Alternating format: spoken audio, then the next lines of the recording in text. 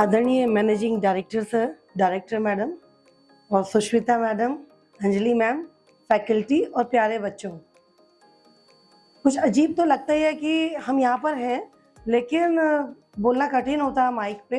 लेकिन जब डायरेक्टर साहब की तरफ से विकास ने कहा कि यहाँ आना है, तो ये सोचा गया कि चलो मिलके ही आ जाते हैं, आपसे ही कुछ सीख लूँगी, है ना। मेरे पास सिर्फ अनुभव है। मुझे यहाँ बुलाया गया महिला जागरूकता पे और अपराध पे, तो इसमें जो मेरे छोटे से अनुभव हैं वो मैं आपके साथ शेयर करूं, क्योंकि मैक्सिमम तादाद यहाँ कन्याओं की है, लड़के भी हैं लेकिन कम है। लड़कियों को ज़्यादा जागरूक होना है और लड़कों को सपोर्ट करना है। दो चीज़ें, शिक्षा और संस्कार, दोनों को साथ लेके चलना ही है। अभी हम लोगों की बात भी हो रही थी, इसमें आना जरूरी है। हमारे पास से जो चीज़ें गुजरती हैं वो है अपराध। अपराध हमारी आंखों के सामने से जाता है, कोई भी पीड़ित आता है तो सबसे पहले हमारे पास आता है। इसलिए हमें ये पता है कि अपराध आज की डेट में बढ़ रहा है। हम ये कहें कि पहला ज़माना आज का ज़माना, ऐसा नहीं है। अपराध हर युग में था, हर ज़माने में था, लेकिन चूंकि अब लोग शिक्षित ज़्यादा हो रहे हैं, बाहर निकल रहे हैं, तो उन्हें ज्ञान हो रहा है, तो वो पुलिस के पास आसानी से आ रहे हैं, अपनी बात को कह देते हैं, समझा देते हैं, बोल देते हैं। तो हमें लगता है कि अपराध बढ़ रहा है। अपराध हर युग में था, हर समय था, लेकिन क्या कारण है कि अपराध बढ़ रहे हैं और कैसे ये खत्म होंगे? सबसे बड़ा प्रश्न यही तो है। और अपराध महिलाओं के प्रति, इस स्थिति में कि जब निर्भया कांड हुआ, निर्भया का नाम तो सुना होगा मैक्सिमम लोगों ने, निर्भया कांड हुआ तो बहुत सख्त कानून बने। बच्चियों के साथ जब दुष्कर्म शुरू हुआ तो पोक्सो एक्ट बना। महिलाओं के हिंसा उन्मूलन के लिए संयुक्त राष्ट्र ने 25 नवंबर का दिन बनाया है कि लोगों को जागरूक करें कि महिलाओं की हिंसा का उन्मूलन हो सके। इसके बावजूद भी अपराध बढ़ रहे हैं, तो हमें उसके मूल में जाना होगा। और मूल में जाने के लिए हमें सबसे पहले अपना आत्म अवलोकन करना होगा, अपना आत्म मूल्यांकन करना होगा, अलर्ट हमें होना होगा। अभी कुछ दिन पहले मैं कहीं गई थी तो मैंने देखा लड़कियां चलती हैं बात करते हुए, बड़ी इजीली चलती हैं। किससे बात कर रही है, क्या कर रही है वो तो ठीक है, लेकिन बहुत इजी वे में चलती है। तो लड़कियों को सबसे पहले तो खुद में अलर्ट होना पड़ेगा। अगर आपके माता पिता ने आपको आज़ादी दी है तो उस आज़ादी का सदुपयोग करना सीखना होगा। उसमें उन्मुक्तता नहीं लानी होगी। आप उन्मुक्त मत बनिए, आप आज़ाद बनिए।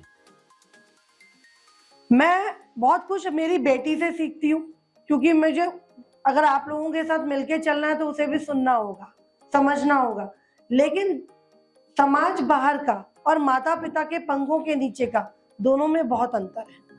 माता पिता आपको सहेज के चलते हैं, लेकिन एक उम्र आती है कि वही माता पिता आपको दुश्मन लगते हैं। और वो जो समाज में बाहर के लोग हैं जो आपको दोस्त बनते हैं, वो आपको बहुत गहरे अपने लगते हैं। ऐसा होता है ना, क्योंकि आप उनको मैक्सिमम समय देने लगते हैं, अपने माता पिता का समय भी उनको देने लगते हैं।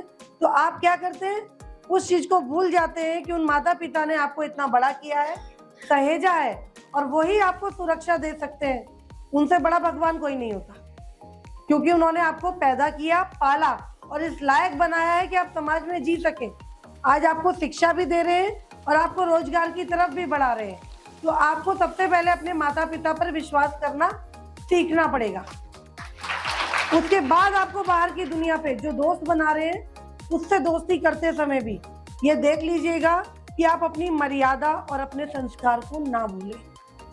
सबसे बड़ी अवेयरनेस आपके लिए यही है कि आप अपने मर्यादा, अपने संस्कार, अपने लिमिट को कभी क्रॉस मत करिए। और जहां भी चले हमेशा अलर्ट होके चले। अपनी जागरूकता यही है कि आप अपनी अलर्टनेस को कभी भी ना भूलें। आप मोबाइल पे बात करते समय, चलते समय, सोते समय, बैठते समय, उठते समय, आप कहीं गए भी हैं, कहीं सो भी रही हैं, तो ये देख लीजिएगा कि आप अलर्ट है या नहीं है। अगर आपको अपनी रक्षा करनी है, सुरक्षा करनी है, तो दो ही काम करिएगा, अपनों पे विश्वास करिए दोस्तों पे ट्रस्ट करिए, लेकिन एक लिमिट में, ठीक है? अपने माता पिता पे करिए। अपराध बहुत ज्यादा बढ़ रहे हैं। अपराधों के एक मूल कारण बढ़ने का मोबाइल है। मैंने मैक्सिमम देखा 16 साल की, 15 साल की, 14 साल की लड़कियां घर छोड़ के चली जा रही हैं, क्योंकि मोबाइल उनके हाथ में है, उनकी दोस्ती हो रही है, वो दोस्त के चक्कर में चली जाती हैं। उसके बाद जब आती है तो कुछ बचता नहीं है, वो मानसिक रूप से खुद प्रताड़ित होती है। तो सबसे पहले आपको अपने आप को मानसिक रूप से बहुत स्ट्रांग करना पड़ेगा। मोबाइल सदुपयोग के लिए है, दुरुपयोग के लिए नहीं है। उसका सदुपयोग कीजिए, उसका यूज करना सीखिए। और आप क्या करते हैं, इंस्टाग्राम, फेसबुक, व्हाट्सएप, ये चैटिंग शुरू करते हैं। वो चैटिंग की धीरे धीरे लिमिट क्रॉस हो रही है और फिर आप खुद भी मानसिक रूप से प्रताड़ित हो जाते हैं। अगर अपराध को रोकना है तो आपको मजबूत बनना होगा, शिक्षा के साथ संस्कारों को लाना होगा अपने अंदर। तो क्या आप लोग तैयार हैं? और यही बात लड़कों पे भी लागू होती है। आप इतने मजबूत बनिए कि आप कहीं किसी चीज, आपको कोई भी पल आपको विचलित ना कर सके। जो आपके साथ है वो सुरक्षित महसूस करे। वो अपने घर से सुरक्षित आया है और अगर आपके साथ है तो सुरक्षित रूप से अपने घर जाए, ये अपना दायित्व समझिए। आपका पुरुषत्व इस बात में नहीं है कि कोई लड़की को आप दुष्कर्म करके उसके घर भेजें। पुरुषत्व इस बात में है कि आप किस महिला को कितनी सुरक्षा प्रदान करते हैं। आपके साथ प्रत्येक बच्चे से लेके बुढ़िया तक सुरक्षित रहे, आनंदित रहे, खुश रहे, ये आपका पुरुषत्व है। और इसमें यकीन करिएगा आपको स्वयं में एक बहुत गर्व महसूस होगा कि कोई आपके साथ सुरक्षित है। लास्ट में इतना कहूंगी तुमसे, सिर्फ 2 लाइन, कि अपने इरादे इतने मजबूत रखना कि कोई आपको डिगा ना सके।